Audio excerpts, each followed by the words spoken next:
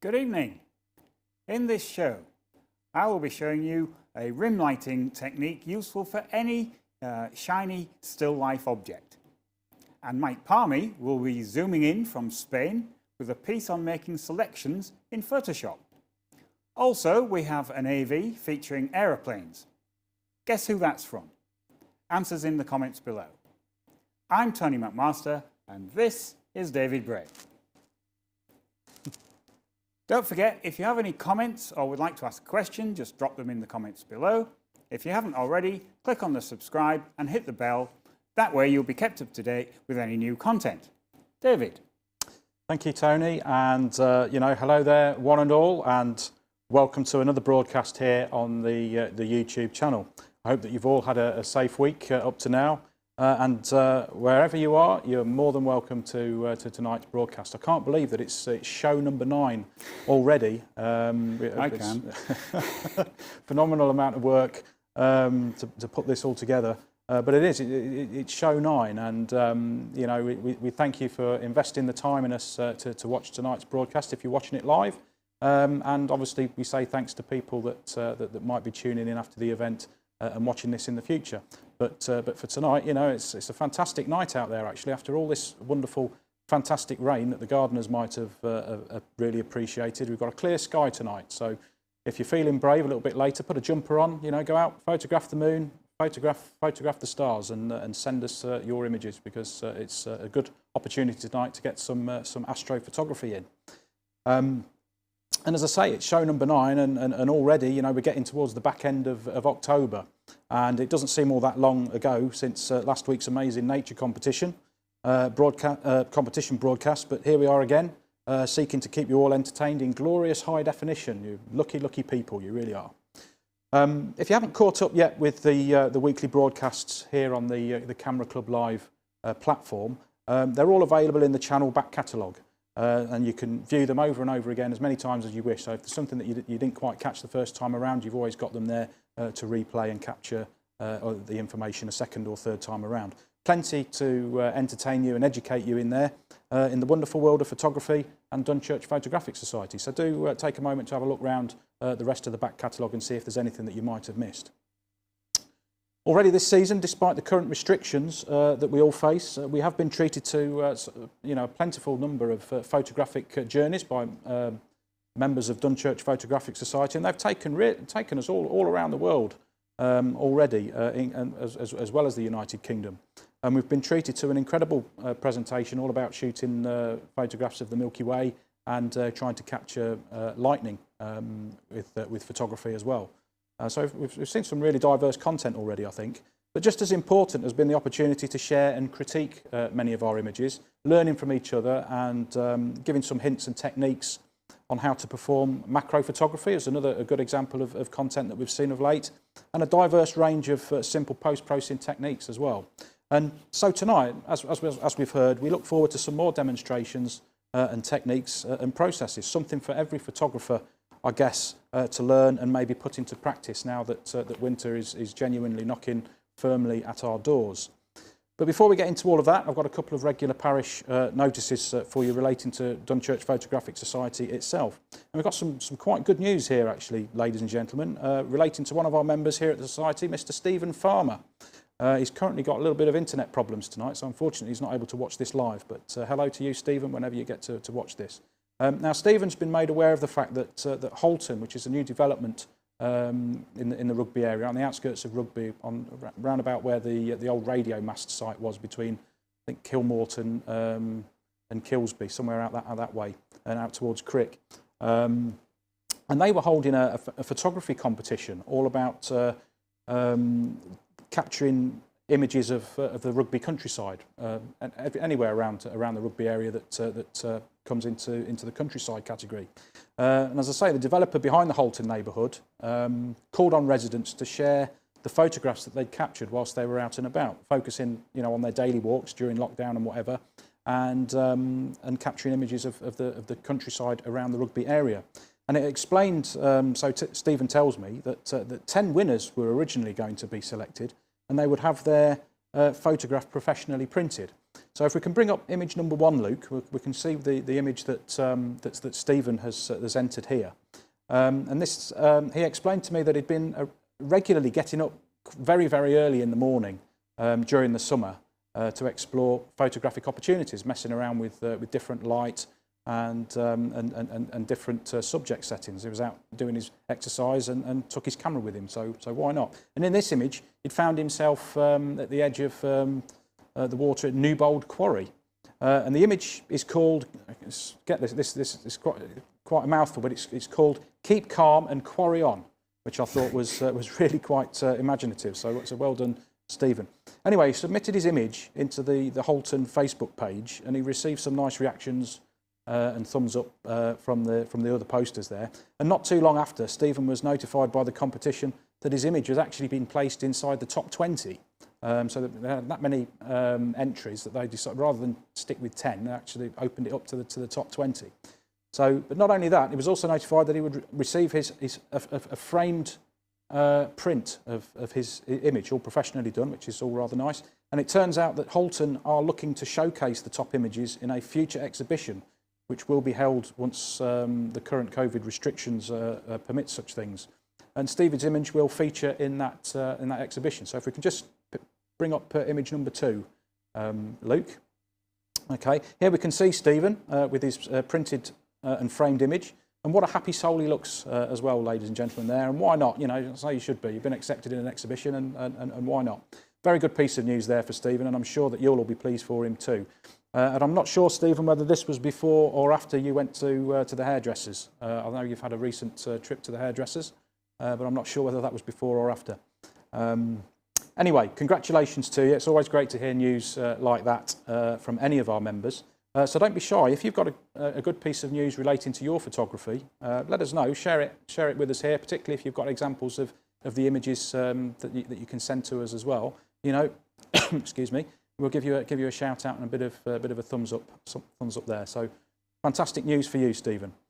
Okay, looking a little bit further ahead, coming up on Wednesday the 4th of November, which is next week now. You don't want to be interested in anything to do with the United States politics. You can come here to the Dunchurch Photographic Society and Camera Club Live platform, and we've got the open subject digital image competition for the President's Trophy. So we're playing for I say it's a big trophy. It is a big trophy. We'll get it out next week and put it on the desk, and you'll see just how big it is, because it is an absolute monster.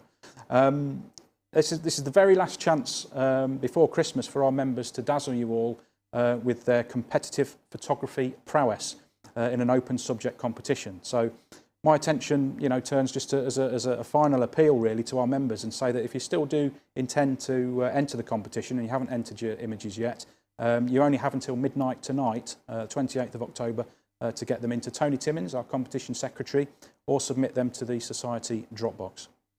So at home, I hope you're starting to feel the tension and the drama build, ready for next week's competition. It literally is the last chance saloon tonight for people to get their images in.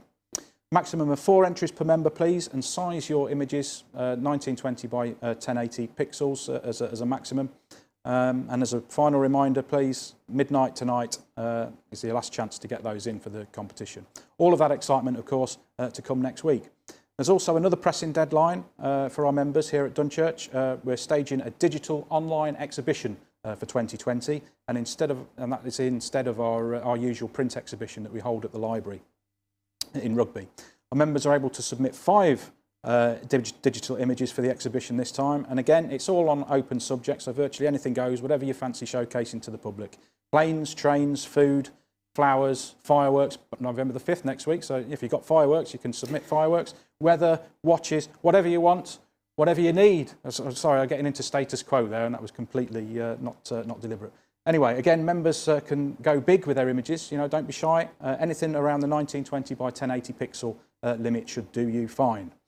The all-important deadline for submitting your images for the exhibition will be Halloween. So this weekend, midnight on the 31st of October 2020 is your deadline for that. Please send your entries direct to the Competition Secretary, Tony Timmins, in this instance, to get your images involved in our exhibition. Once sorted out, the images will be compiled into a scrolling exhibition, which will be available on our Dunchurch Photographic Society website. And we should also be able to broadcast the exhibition here on the Camera Club Live YouTube channel at some point, and also our other platforms. Okay, so back to tonight and on with the show. Very, very pleased really to welcome back Mike Parmee to the Camera Club Live platform. Mike starts the informative entertainment for us tonight with a recorded piece that has been put together over Zoom, zooming in directly from Spain, no less. And this week the topic is all about making selections in Photoshop, which will be, if you're a novice to Photoshop like me, it will be quite informative and educational, I am sure. So before we go into Mike's programme, just a reminder to everybody watching at home, if you do have any comments or feedback for Mike on what you're about to see, please do put them in the comments below, and we'll make sure that he gets to see them in due course. This then is what Mike had to say about selections in Photoshop. So Luke, roll VT please. Hello everybody, my name is Mike Parmee.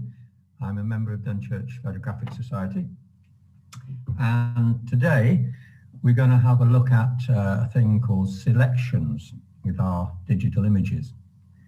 And so first of all, we thought we'd have a look at what selections are, and then we'd look at how we can use them, what we can do with them, and then we look at the software that we can use, and then with a bit of luck and a fair following wind, we'll do a little bit of a demo using a couple of the programs that I use for my selections. So we'll dive straight in. What are selections? Very simple, that's the easy bit, because selections are simply selections of a digital image that we have, and we can decide which bit of it to select. And once we've selected it, we can do things with it that will not affect the rest of the image that is not selected. A clever little thing about selections is that you can invert them so that you can work on what you didn't originally select. Therefore, the bit that you selected originally will be the bit that doesn't get worked on, and the rest of the image will, which can be quite useful on occasions. Once we've got a selection, we can do a number of things with it. We can alter it in any number of ways. Make it bigger, make it smaller, we can change the color, we can change its exposure, we can do all sorts of things, which will only affect that selection. We can also pick up that selection and move it and copy it, so that we can copy it within the photograph that we're working on, or we can move it to a different image. And then we start to get into the world of composites, which I've been known to do occasionally. So that's what selections are, and that's the sort of things that we can do with them. Now, the software that I use won't necessarily be the same software that you use, but all I can talk about is what I use. You will need to have a bit of software that allows you to use layers. That's the main thing. Personally, I use Photoshop, and I use occasionally a plugin from Topaz, which is called Remask 5. So those are the two bits of software that I would use for creating selections, and we'll do a demo on both of those a little bit later, back quite soon. Now, as far as Photoshop's concerned, I don't know who's got Photoshop and who hasn't. I have. It cost me about £10 a month because I subscribe to the cloud version.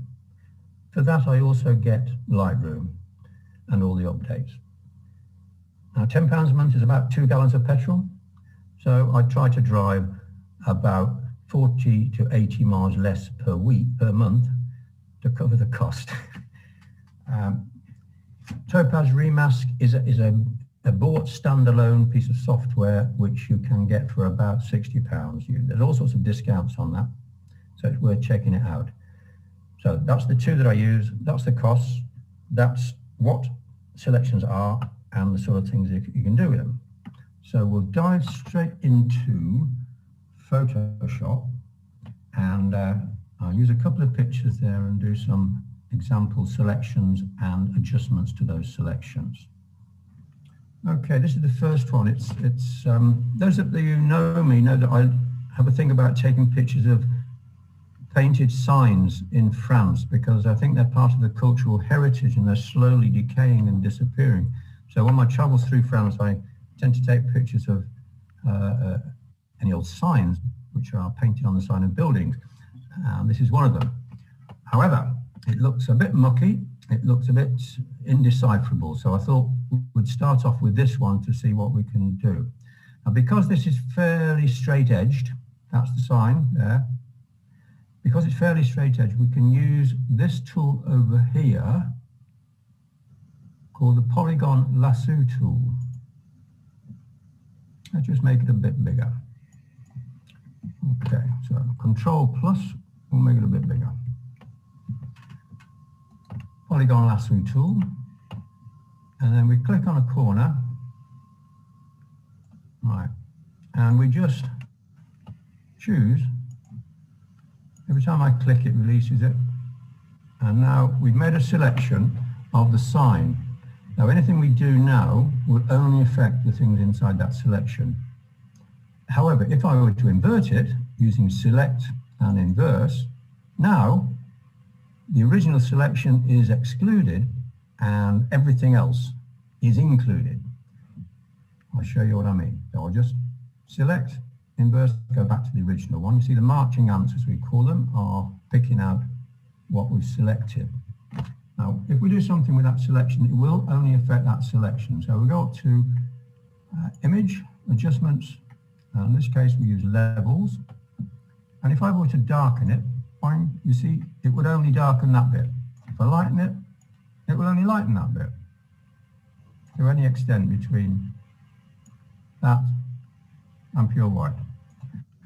So I want to lighten this a little bit, so we'll just lighten it up there. That'll do. And then go back to Image, Adjustments. Right, get rid of that one first. Say OK.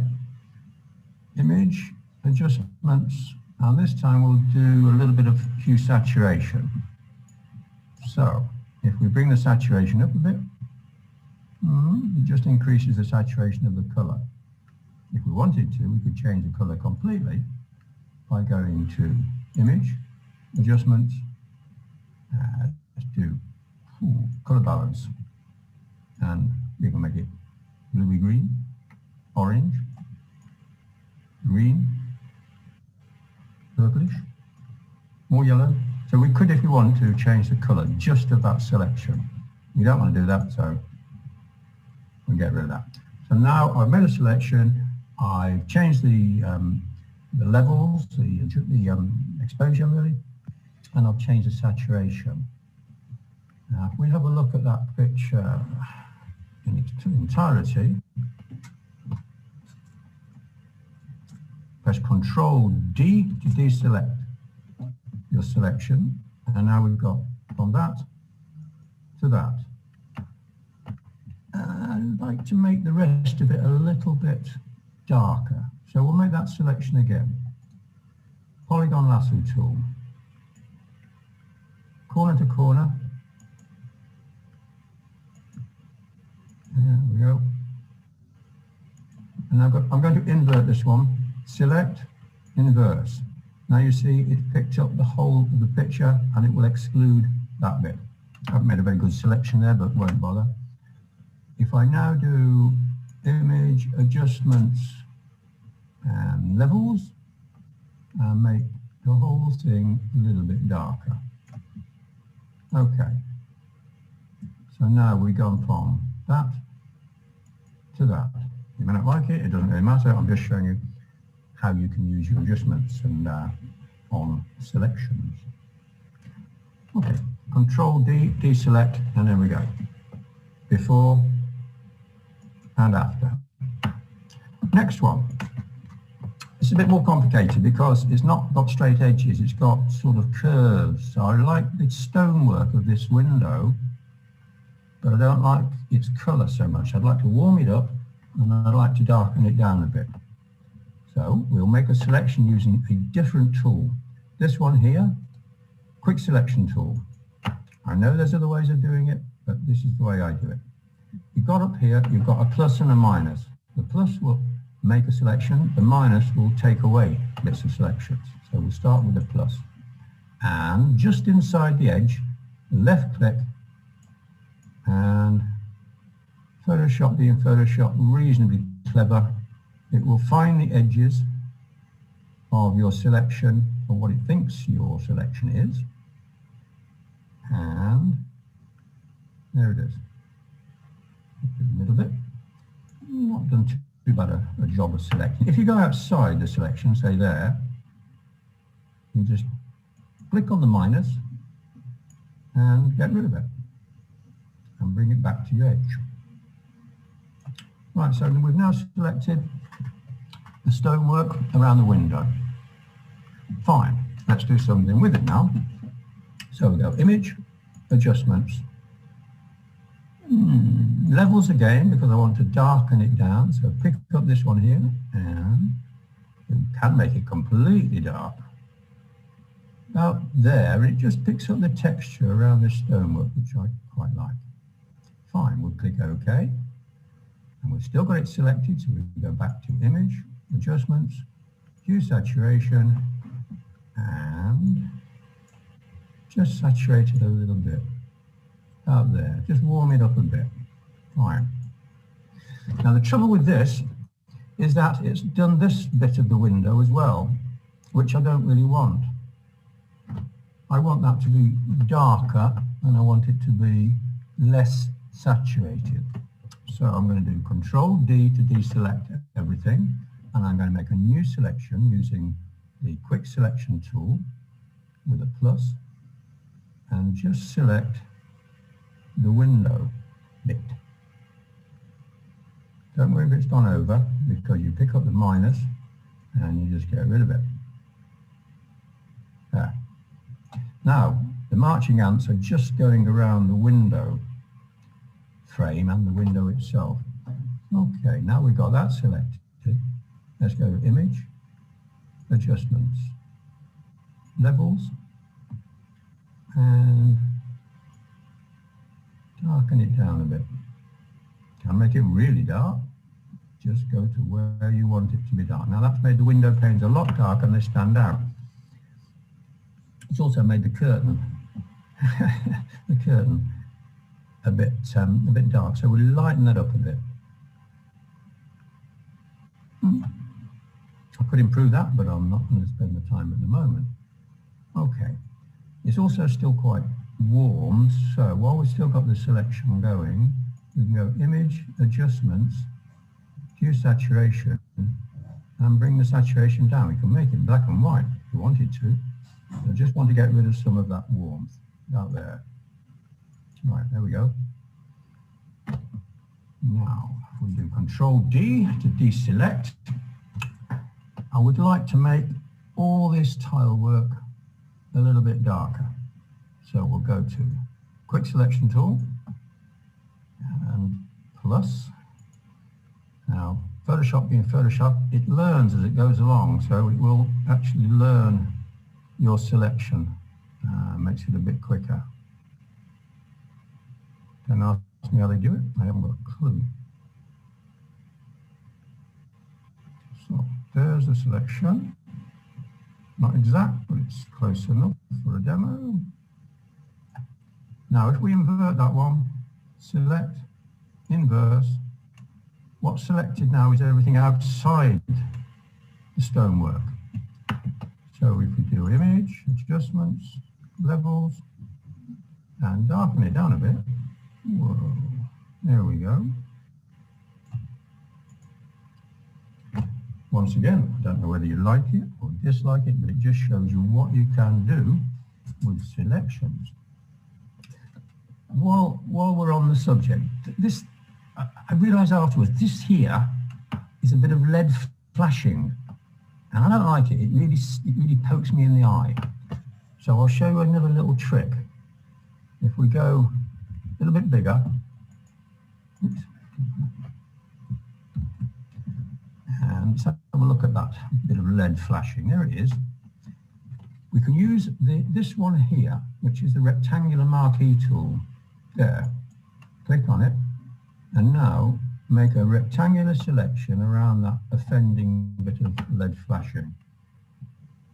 Cleverly, over here under Edit, there's a thing called Fill.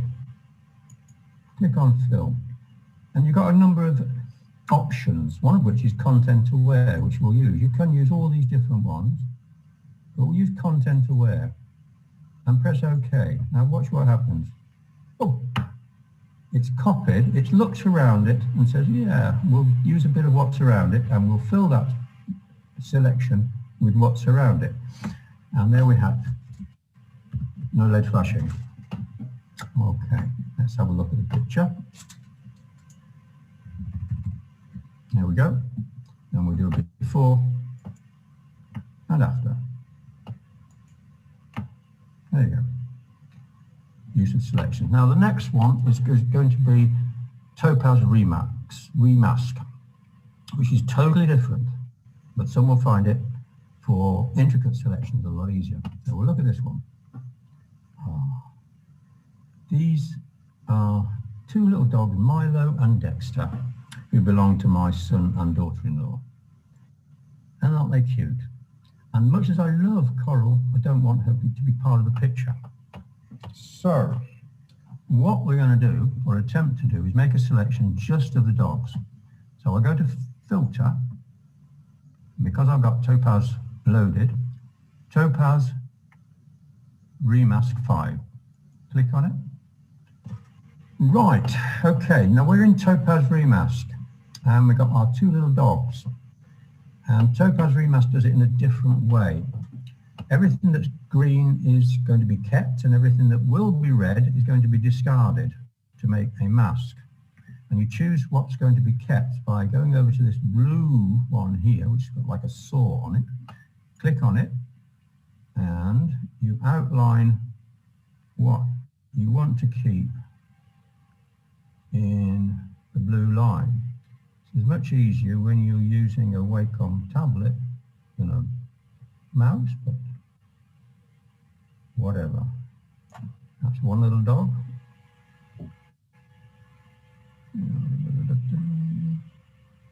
Now this can be a lot easier for complicated outlines. It can be a lot more precise than this. Right, so there's the two dogs roughly outlined.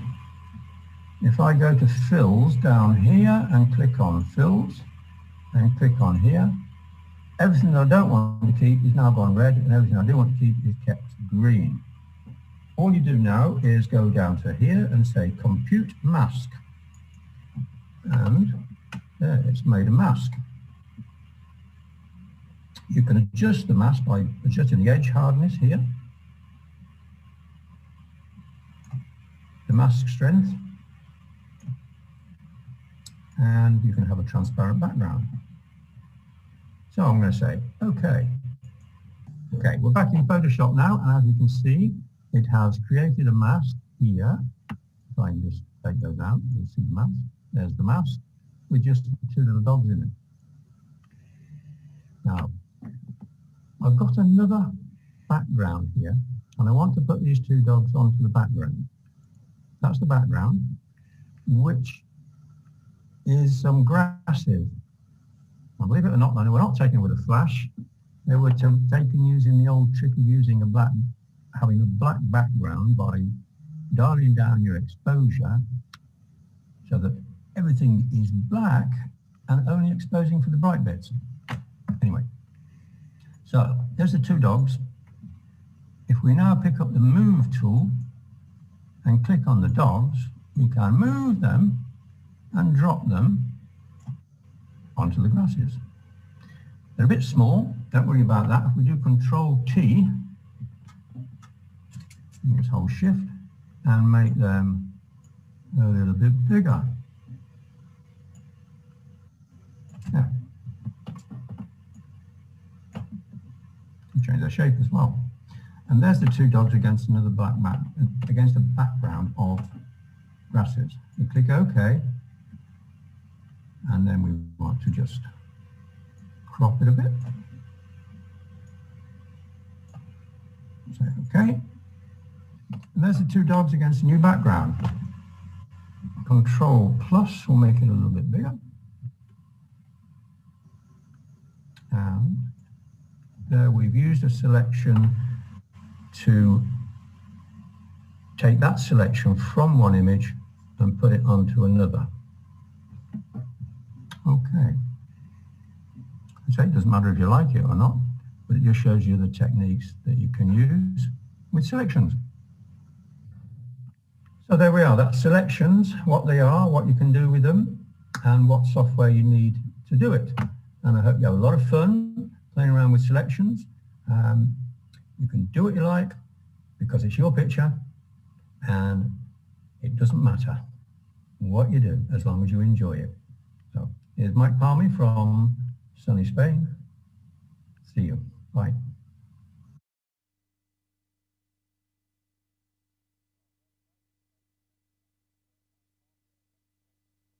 International powers of Zoom video calls. I have to say, you're looking really well, Mike. Very, very many thanks for putting that very insightful little program together for us.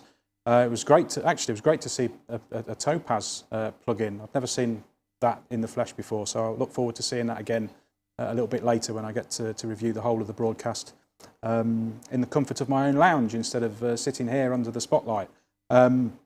Some really, really good techniques there, I thought, particularly the fill, content-aware fill, making the brick come to life over the top of that white object that was in the window frame. I thought that was a really, really good little technique, and now I know where to find it on Photoshop. I should be making good use of that and cloning all sorts of people out of my pictures going forward. So really, really valuable stuff there, Mike. Thank you very much indeed. I just wonder if there's any feedback so far from our wonderful membership out there that are watching this live and exclusive on YouTube. Is there any news from Comments Corner, Liz? Only one comment come through as yet. Just saying, great, Mike. Thanks from Jean. Ah, good. Okay. Well, do keep your comments coming in, because your interaction with Comments Corner and here on the YouTube channel with us is very, very valuable. Your input is just as important as any of the content that we try to bring to you every week, and certainly going forward over the coming weeks, we've got some interesting stuff coming your way. So while we wait for any more comments or I don't know if there's anything you wanted to say about Mike's piece, Tony. Well, as usual, really, I think it was very concise and to the point, and there will be some more content coming from Mike when he returns to this country, which will be relatively soon, we think. Okay, well, good. Safe travels, Mike, and stay safe certainly whilst you're over in Spain. Really, really good to see you, and thanks again for a great video on hints and tips in Photoshop. Okay, so with it all pretty quiet at the moment on the Western Front again, I'll just fill you in on what you're about to see next. I've been spending a little bit of time, quite a bit of time actually, during the current circumstances, processing some new images and having a play around with them. And I've been able to put together a short audio-visual sequence for you with some photographs that I've been working on over the last few weeks. Now, last month I spent a day over at Lakenheath in Suffolk, and I went with Darius, who is I know he's watching tonight because he's popped up in the comments list as Little House, and I think our president was asking the question, who's Little House? Well, it's Darius. So anyway, I went to Lakenheath in Suffolk with Darius last month, and it was a bit of a challenge actually throughout the day when we were photographing over there, as the light was pretty much in and out all day. We had some really nice blue sky to start with, but the sun was in the wrong position for what we were trying to photograph, so I had to use some creative techniques to get the pictures that I wanted. But then as the sun moved round, the clouds started to bubble up, so we were in and out of sunny spells, for the want of another phrase. So, because of that and the nature of the subject that you're about to see, I've processed the images, and so the audio-visual sequence is technically, it's all monochrome. I think actually, to be fair, considering the subject, that it does kind of suit the subject when you get to see the video. Certainly, in my opinion, anyway. And it just gives a sense of mood, drama, and a feel for the action that we were watching. So to create the video, I used a program called Pictures to XC, and we hope to bring you a more in-depth look at compiling an audio-visual sequence like the one that you're about to see in a future broadcast. But to be able to show it here tonight, I've had to make use of copyright-free music, which was a bit of a challenge for me with the subject matter that I was photographing. The use of copyright, sometimes it's quite a battle to find something that kind of fits the pictures that you've taken. But I think I managed to strike a little bit of gold with this particular track. And I did find that when I played it back before committing to burn the audio-visual program itself, I did find that it worked quite well, especially with some of the sound effects that you're going to hear as part of the video. So, I apologise, Jean, Madam President. I'm really sorry, but you're probably not going to enjoy the next 5 minutes all that much. But anyway, this is Lakenheath, and this is the kind of action that I really enjoy taking pictures of. So, Luke, roll VT, please.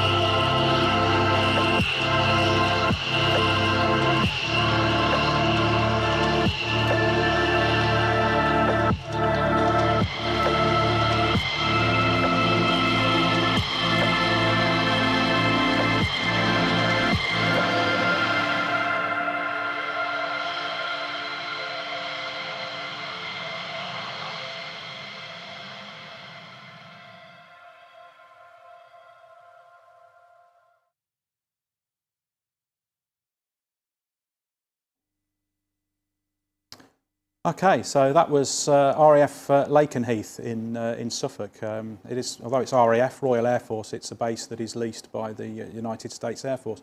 An amazing action-packed day if you're anything like me that enjoys viewing military aviation. So, you know, thank you very much for indulging me, and I hope you come out from behind your sofa now, Gene, and it wasn't too stressful for you. All of those images, including the moonshot right at the start, they were all taken handheld with a Canon 7D Mark II crop sensor camera and using a Canon 100-400 Mark II telephoto lens.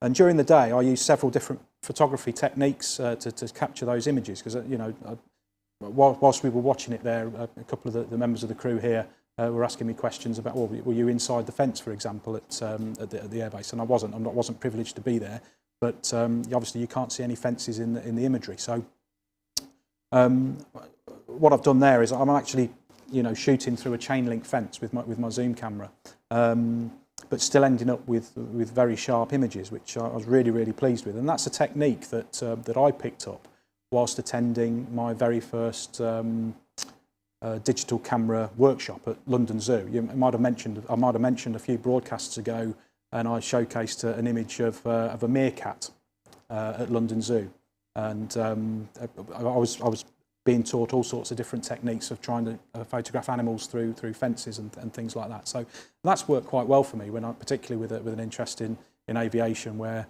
you know, I don't have a step ladder that's big enough for me to actually see over the fence, which, you know, is, as long as you're not taking advantage, you're quite within your rights to do that, I guess. But I'm there and I'm shooting through the fence, and as long as you're not actually stood at the fence and shaking it and causing a menace, you know, aviation enthusiasts, you're more like the air base's eyes and ears to try and weed out any suspicious activity. So generally we're quite well tolerated. So that was one technique, shooting through the fence. And I mentioned about the lighting as well at Lakenheath. As the sun moves round, you get different lighting effects, and certainly for the morning launches and things like that, where we were in the viewing area, you're technically shooting kind of into the sun, and the sun actually shines down the runway as they're landing, and so it's very tricky to get any useful shots that are in colour when the lighting is like that. So switching to monochrome, actually, you know, and using a few sliders and that in a program like Lightroom, you know, you can create quite a nice evocative silhouette of an aircraft, and I think that conveys quite well in that particular video. And crucially, they're all subjects that I needed to track. Now, admittedly, they're coming into land, so they're not travelling at, you know, hundreds and hundreds of miles per hour. You know, it is quite a steady pan, so I could manage that, particularly panning from left to right, which is not my favoured panning action. Anyway, in the creation of the audio-visual sequence itself, I mentioned that I use a program called Pictures-to-XE, and that was probably about 4 hours worth of work to actually process the images themselves in the first instance and size them correctly for use in the audio-visual program. It was all done like 16:9 format, so that all of you people at home with widescreen televisions can make good use of the image size. And then a couple of hours extra work itself within Pictures-to-XE to actually construct the audio-visual video itself. And that includes samples of genuine aircraft noise, many thanks to my friend in Tasmania, Nigel, who's allowed me to use the sound effects from some of his videos. And obviously finding some suitable copyright-free music to lay over the back of it. And music that's not too intrusive or out of kilter for the subject that you're trying to represent. And you may have noticed a couple of, you know, minor special effects within the audio-visual sequence as you watched it. I made good use of multicoloured text in my standard blue and yellow format. For those of you that saw my Chernobyl program, you'll recognise the blue and yellow font and colouring. And a couple of images in the program featured like a zoom in kind of effect, and that was to try and convey a sense of scale and movement. And I hope you also noticed that one of the pilots was actually giving a bit of a salute to the photographers. And if any of you number crunchers out there, if you're interested enough and you watch it back again rather than fast forward it the next time that you view this broadcast, you'll see one of the later aircraft has got on the tail. It's got 709, and that was one of the visiting F-16s from Aviano base in Italy. Now that aircraft is quite special and quite unique because its named code name is Have Glass. And it's actually got special paint on it to try and reduce the radar signature for that particular aircraft. So it looks, like a completely different aircraft on the radar to people that are viewing it. So it's quite a special aircraft and not seen all that common in the UK. So it was a pretty good scoop for me actually. So I was really good for that. And the final special effect that I'd put in this particular programme was the final image, before the thank you message at the end, the final image actually fades from monochrome back into colour. So, and that was probably the only really full colour shot with the later afternoon, early evening light that we got on the day. Because as I say, the sun was in and out most of the day. So, that AV represents the current standard of work that I think I can achieve with audio-visual programs. And even if you're not a fan of the subject, hopefully you can see what I've tried to achieve there with some of the way that the images change and trying to get different angles and different shots, rather than just a simple grey jet filling the frame, which I appreciate after 5 minutes you're going to be bored silly from watching that. So, but hopefully you did find something of interest in it, even if it was just the fire engine. Anyway, I'll continue to try and do better with my work in audio-visual programs, and as we've mentioned earlier, coming soon, you'll see a proper AV master at work as he shows you more closely how to construct an audio-visual program. That's all coming to a future broadcast, so we shall look forward to that. But what have we got coming up next, Tony? We've got. I think you're entering the fray now. The next part is mine, but just before we get into that, I think we have a comment from Comments Corner. Ooh. Yes, we have a couple that go back to Mike's Photoshop techniques. Thanks from Mark Ellis, and some really good content and timing from Ian Maxwell. Now on to David's AV. Darius said it was an amazing time in Lake and Heath. Thank you, David. He's looking forward to the next time, and that's now motivated him to prepare his AV. Jean said she loved it and asked, why have you chosen monochrome? That was literally, it was all about some really, really tricky lighting conditions. I mean, we had some really, really nice blue sky, but we were actually on the wrong side of the airbase in the morning. Because unfortunately, in these, what you have to understand is because of the visiting aircraft that were there, apart from the ones that are normally based there, these ones that had flown in from Italy to work on joint exercise, literally the whole world and his dog were there. So trying to maintain social distancing and all the other measures and things like that, we sort of like stayed in an area where we were well away from everybody else. Ordinarily, we would have tried to have been on the other side of the runway, certainly for the morning, and the lighting conditions, we would have had some fantastic colour images as a result of it. But because we were shooting against the light in the morning, and then the light was in and out in the afternoon, I made it monochrome because the colour images were pretty poor, and they're flat grey jets as well. So trying to photograph a grey jet on a really quite a flat grey sky, you're almost like you're wasting your time in colour, but switching it to monochrome and trying to pick out some of the detail in the clouds and things like that, you can get some more creative effects. So that's why it was in monochrome really. But thank you very much for the question, and I'm glad you liked it, Jean. I'm pleasantly surprised. Thank you. Just a couple more comments. Some great images from David Canane, and Rosemary's asked missile carrier. Oh. Is it a missile carrier, the planes?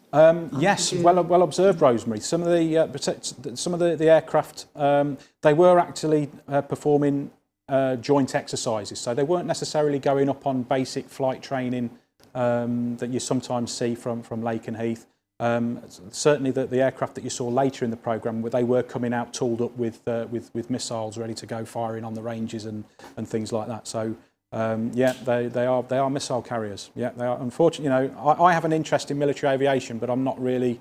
I wouldn't classify myself as a warmonger. You know, war is a terrible thing, but I am interested by military aviation. So, you know, there is kind of a contrast there, but that's the way my moral compass swings. I am interested in military aviation, but I'm not a fan of warfare, I must admit. So, but yes, they are weapons of war at the end of the day.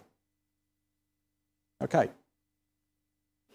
Any more? That's it from comments. Many thanks for your comments. Thank you very much. And we shall resume now with the next item, Tony. Right. Okay. Well, the next bit is all to do with rim lighting.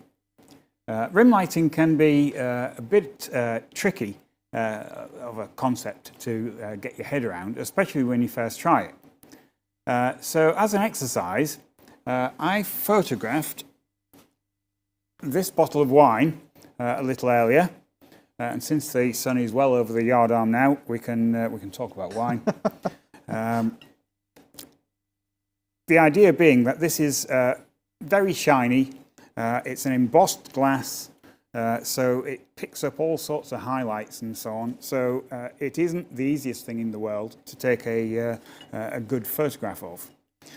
So what I've tried to do is show you how you can do that with the minimum of equipment and literally bits of cardboard and sticky tape. So for once, I will get to say roll VT, and Luke will roll in what we did earlier.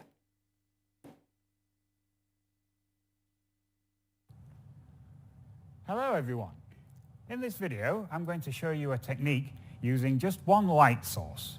That is rim lighting. I'm going to produce the classic rim-lit bottle shot. And for that, of course, we will need a bottle. So I have this rather splendid bottle of red wine, very shiny, glass, embossed, all sorts of reflections going on here. It'll be a bit of a challenge. But this makes a very good exercise, and it's relatively easy to do yourself. So let's get on.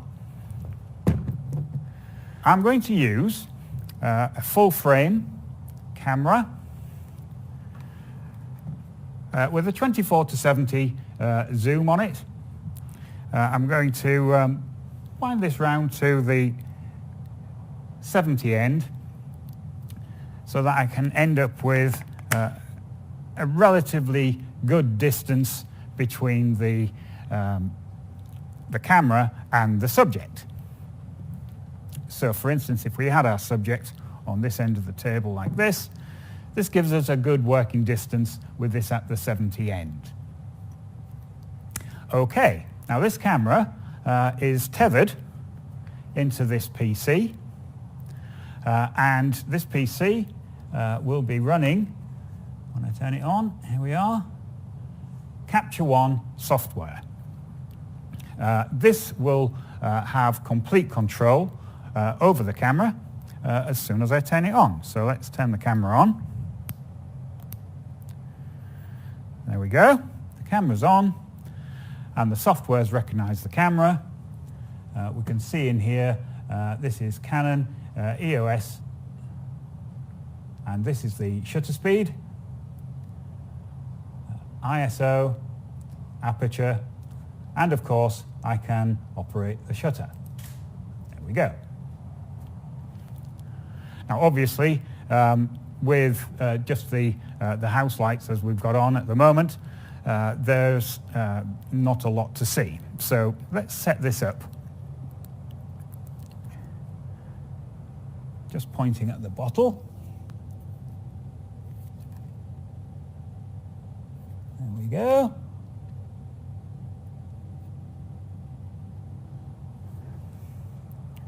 So we'll just take that. Yes, you can just about make out on here a few little highlights from the studio lights in here, but nothing too substantial. Okay. So we have our camera, our subject. The next thing would be the lighting. So for this you can use any type of light source.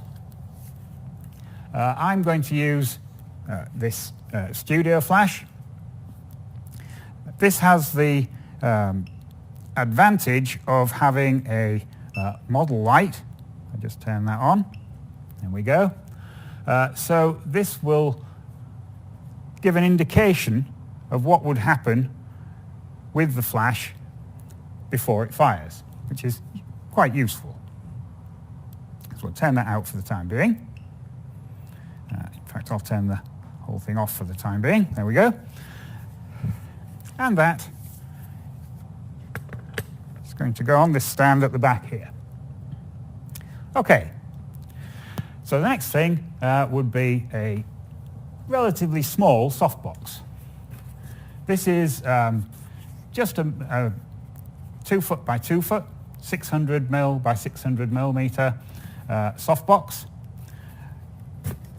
For this type of work, this is actually on the very small side, but I wanted particularly to show this so that I can show you a little trick to make the apparent size of a softbox bigger. And it also does another thing for us as well, but I'll come to that in a minute. Okay, so there we have our softbox, our subject, and our camera. So the next bit would be some form of flash trigger. I'm going to use this remote, which gives control over the flash. Stops me having to go around and adjust it on the item. I can adjust everything from here, so I'll just turn that on. There we go. Right. So if we are about ready for a test, let's turn that on. There we go. And I'll just fire that off. There we go, that works. And I'll have a go at capturing an image. Right, so there's all sorts of things wrong with this. Haven't set anything up yet really, haven't really had a thought about it. This isn't a very good way of taking a picture of a bottle of wine. The first thing I would do is pay some attention to the surface that the bottle is resting on. If we just move that out of the way for a second, what I have here is a sheet of black perspex. Now this is very handy for photographic use. You can get it in all sorts of DIY shops or anywhere that makes displays, that type of thing, shop displays. It does tend to collect dust very easily, so I'll just give it a bit of a wipe down before we start. Obviously, if you were doing this for real, as it were, you would pay more attention to making sure that everything is absolutely spotless. There we go. Okay, I'll place my bottle back on here.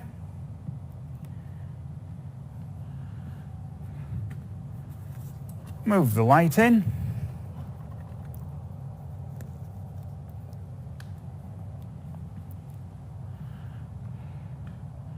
And fire another test. There we go. You're starting to see an effect now. If you just look carefully on the edge here, you can see that there is a hard line all the way around the outside of this bottle. That's caused by the very edges of the softbox. It's a reflection of this bit of the softbox, causing a very hard edge in the glass. That isn't really a nice look, and it's not really what we're trying to go for. The other thing that I would notice about this is that the angle isn't correct. The composition, because the camera is up here, is slightly off. So what I would do is drop that down so that it's almost level. We are actually looking down on the bottle ever so slightly. I'll just set that so that we've got a good margin all the way around. Somewhere around there. Might not be quite level, but we'll see how we go.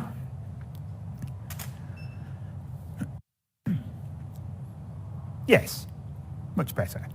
It is a little skewed, so let me just straighten that up a little. There we go, just like that. Better. There we go. Right. So now we have a bottle, very hard edge. Doesn't look brilliant. So what we need to do to make our rim light is use one of these. Now this, whether you can see that, is a cardboard cutout of that bottle. And I made that by tracing the outline of the bottle, but allowing an extra 1.5 to 2 centimeters all the way around.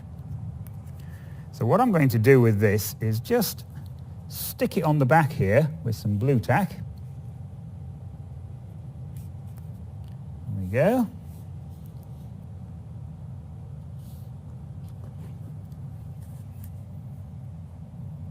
Just like that.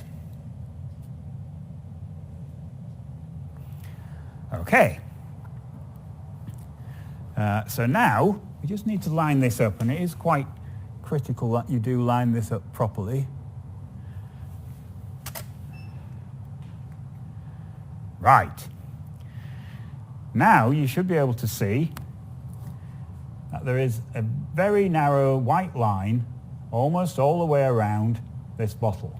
I say almost because it's not quite in every place. That's because at the moment there is a relatively large distance here between this surface of the softbox and the back of the table.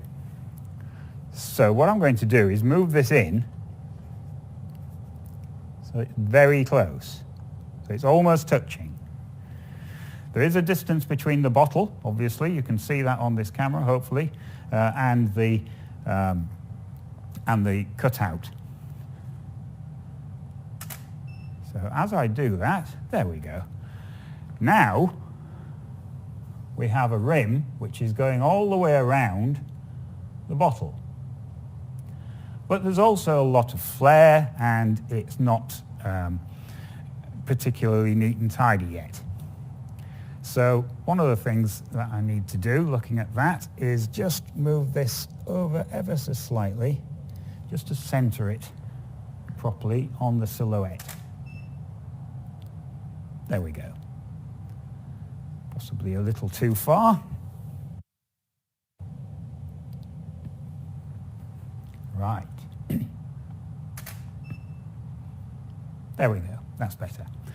Now all this excess, all the white parts of the image here, that's just causing flare in the lens.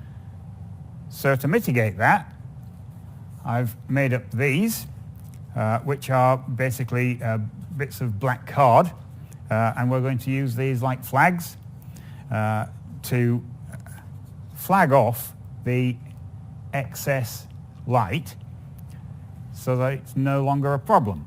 And it also cleans the image up a bit. So we'll just put these in like this.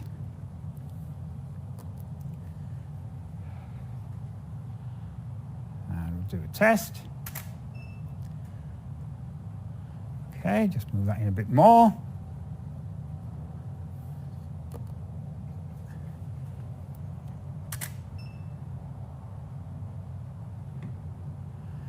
This one just wants a bit more. There we go. And you should be able to see on this image now that we have a nice line going all the way around the bottle. Well, I say nice, it's not that nice. One of the things about this, like we mentioned before, is that classic rim lights tend to have a gradation across them. So in order to do that, what I'm going to do is just move this light back a long way, a little way, like that. And we're going to deploy this. This is diffusion paper, tracing paper if you like. This is actually a plastic one.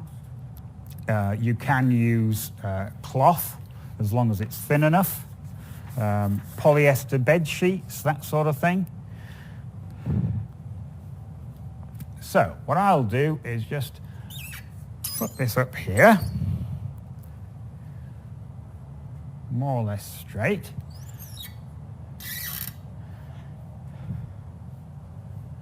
And just pop this roll on like this. Pull this down.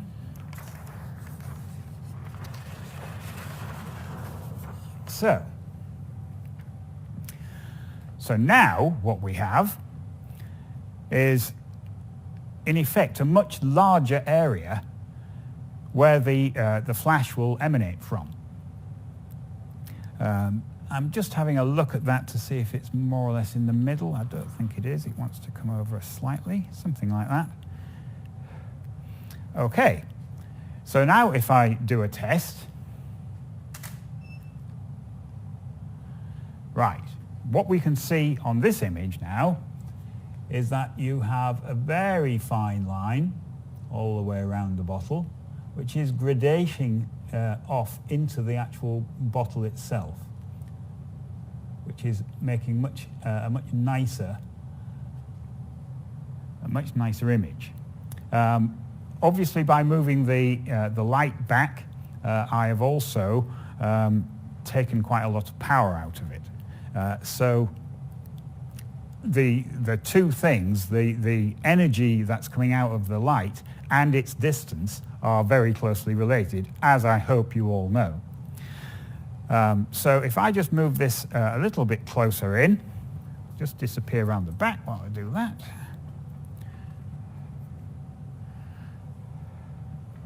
What this will do is, in effect, increase the size and definition of this line around the bottle. There we go, that's looking quite nice now. In fact, that is so good, I'm going to keep that one. So I'll just put a little star on that one. We'll come back to that in a minute. So, very simple. All I've got here, like we mentioned before, camera, flags, subject, cutout, very important, something to diffuse the light source, and then the light source itself around the back. Okay, so the edge of the bottle's looking nice, but the rest of the bottle is a little dull. So we said we were going to do this with one light. I could add another light, but maybe you've only got one light. But we've got an awful lot of light coming out of the whole of this area. So what we can do is recycle some of it. So what I've got here, this is a perspex mirror. You could use a normal mirror. You could use just a piece of white paper if you wanted to. So all I'm going to do is recycle some of this just by holding this in, just at an angle. I don't know whether you can see the angle that I've got on there. And fire the shutter, which will then place a little bit of light, as you can see on the image here, on the bottle surface itself. So that's okay, but it's possibly a little dark. So what I'm going to do is just add about a stop, one stop of energy to the flash. We'll just hold that back in again.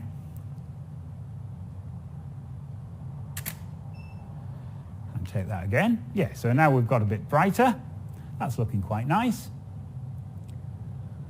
Perhaps another half a stop. Let's just add half a stop to that. There we go.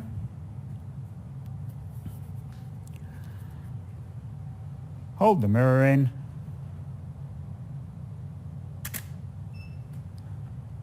And there we go. All right, now in the image here, you can see that there is a bit of a flare at the top here, but otherwise, not too bad at all. In fact, I think I will probably go for that. So I'm going to put another little star on that image. So now we have captured 2 images. So what I'm going to do now is the 2 images that I've starred, I will take straight into, well, I say straight into Photoshop. I will make them into a Photoshop file within this software. So we'll do that one. There we go. That's that done. And now we'll do the previous one. And process that.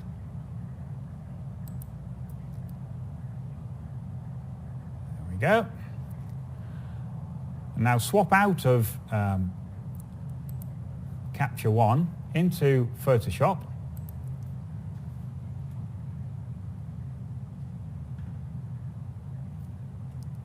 I'll just open the PSDs.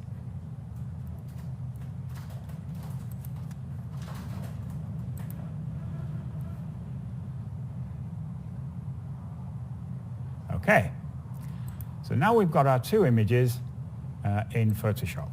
So what I'm going to do here is make a layered pair. So I will select all, edit, copy. There are lots of different ways to do this, but this is the way I prefer to do it, and edit, paste. Okay, so now I have the 2 images next to each other like that. Okay, the next thing that I'm going to do is put a layer mask on here.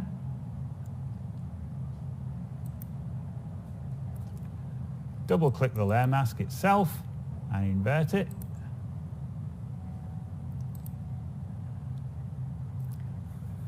And now go over to a white brush.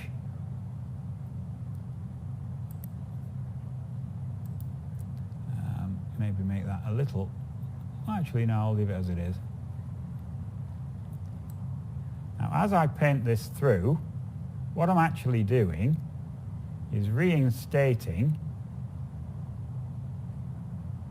the layer that's underneath. This is possibly a little big, so I'll just change the size. And I can bring in all the detail on this embossing. This.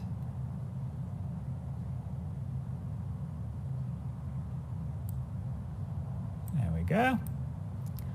And perhaps a little bit on the top of the bottle as well.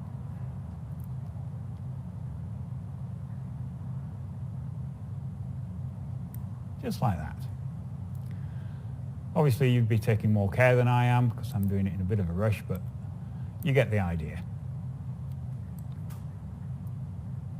There we go. Just clean up the edges.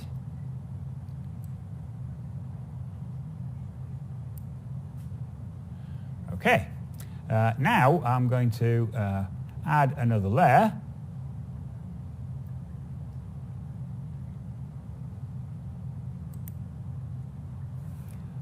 change my brush again. There we go. I'm painting black. So what I will do is just take this and just paint in all the bits that we don't actually need. There we go. And by doing this, we're going to end up with a composite image. Let's go straight down here.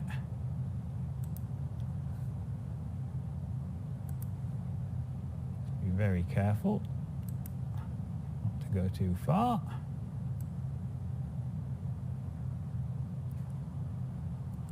And just clean it up right down to the bottom.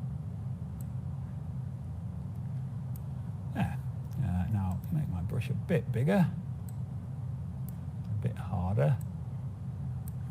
Just make sure that I've got everything as black as it needs to be.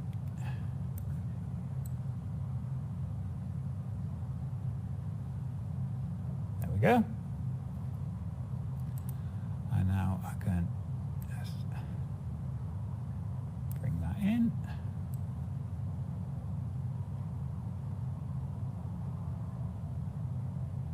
Over to one side. People like that sort of thing. You could always add another wine glass or something else down this side here. So kind of okay.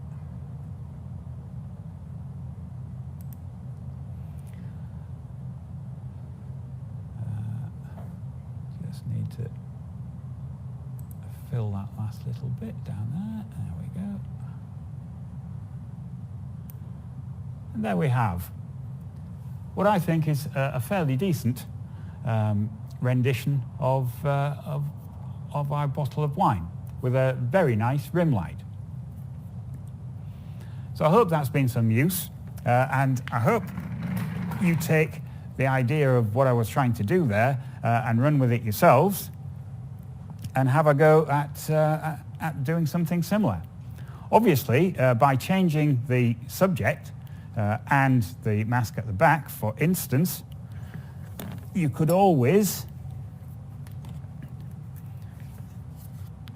add a wine glass with a wine glass silhouette in exactly the same way, and you'll end up with just the edge of the glass showing up. That's for another time. Hope you've enjoyed it. Thank you very much. Well, there you go, ladies and gentlemen. A fascinating look there into some reasonably simple studio lighting techniques. And thank you very much, Tony. It was a fantastic presentation. What really struck me was, apart from how reasonably simple some of it is. I mean, some of the okay, Tony shot that in a studio, but he was able to give you some pointers on some easily replaceable items at relatively low cost to try and achieve similar results to what you've just seen. And what I really appreciated, and probably when I get the opportunity to watch this broadcast again at another time, is seeing the story, the how-to story of the first image, the test shot to get a bit of a feel for how things are going to go, and then slightly tweaking different things, and you gradually seeing the image improve, and then building up the composite image and using the mirror to angle the rebounded light. Some really clever but yet very simple techniques that are reasonably able to be recreated in the comfort of your own home. You don't even need a studio setup to deliver it. So you don't even need a studio flash. You can just use a normal speed light or any other type of light, any continuous light. The same thing will work with whatever you have to hand. Yeah, and I think probably the most important thing from all of this is sort of like being able to see it on a video. And somebody talking you through things step by step. The inspiration is there to go and have a go. See what results that you can come up with. You're probably not going to reach the image that Tony captured necessarily on your first go. But if the opportunity is there to try and experiment and tweak what it is that you're doing, sooner or later you're going to strike a little bit of gold. And and of course, when you've finished, you can always drink the wine. Always drink the wine. Yeah, absolutely. Are there any news in the comments corner over there, Liz? Yes, there's one or two comments come in. There's a thank you from Mark Ellis, Tony, very informative. A round of applause from Adrian. And as for drinking the bottle of wine, that was David Canane's comments. Thank you, Tony. Great demo. Now crack open the bottle and enjoy. I'm going to say there's a whole case of it over in the other corner there. We're probably going to be sport for choice once this is all finished. So, just taking photographs like that and achieving some sort of like a studio effect and a studio finish doesn't necessarily have to break the bank either, does it? I mean, Absolutely not. We've seen some really good examples that, simple bits of card on a wooden mount acting as what Tony described as flags and things, to try and block light and things like that. Incidentally, those bits of card, anyone who's made their own prints for print competitions and mounted them. Yeah.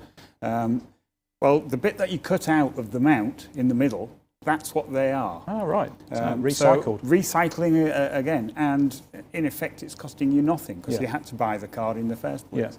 Yeah. And just a couple of wooden offcuts or whatever. Yeah. I mean, I guess if you were feeling, you could sellotape it to a hard back of a book, a rigid book or something like. You don't even have to go and buy a block of wood. But the draftman's paper that you held up. I mean, Tony was quite clear. A very, very thin piece of suitably coloured cloth, a bit of bed linen or something like that might actually do just as good a job. So you really don't have to break the bank to try any of these techniques, and I think that's a really, really big plus for the kind of content that we're looking to deliver to you here on this YouTube channel. So really many thanks, Tony, for taking us through that. I thought that was really inspiring. Any final comments in the corner, Liz, at the moment, or is all quiet? No further comments this evening. Well, no worries. You're all starstruck, I can tell, which is fine and dandy, no problem. So we've seen a few diverse bits of content tonight. Some very, very interesting techniques from Mike Parmee and obviously from Tony just now, and you've even had a look into the world of my audio-visual program. So you've been really sport for choice tonight, ladies and gentlemen. But I guess we're probably looking to reach the stage where we're wrapping things up again for another week. But remember, if you do have any ideas about things that you want us to try and cover in future broadcasts here on the YouTube channel, do please write them in the comments below or drop us an email. Not a problem. And if you're local, a reminder that if you're watching this for the first time and you're local to the Rugby or Dunchurch area and you're inspired to maybe join a photographic society, we're always on the lookout for new members. So please do look us up online on our Dunchurch Photographic Society website and Facebook page, and you can contact us quite easily from those platforms. And if you've enjoyed tonight's broadcast, please do click on the thumbs up icon. And don't be afraid to spread the word and share it with your friends and family. We're here to inspire you and entertain you as best as we can.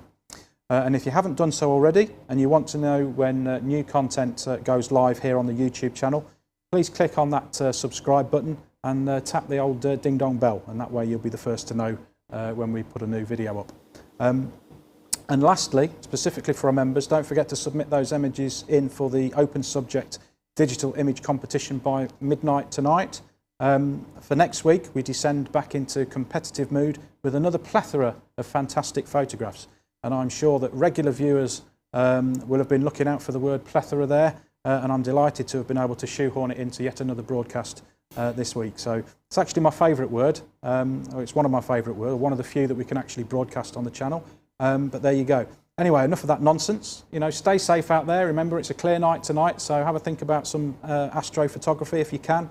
Have a good week, and God willing, we'll be back again next week to experience the thrills and spills of the next competition. But for now, it's good night from me. And it's good night from him. Just a final comment before you finally say good night. Okay. Just more thanks coming in for you, Tony. Fascinating stuff from Ian Andrew. Brilliant. Fantastic. Many thanks, Ian, and it's good night from you too now, I should think. So yeah, it really is good night now. We've got a crate full of wine to explore. So see you next week, folks. Bye.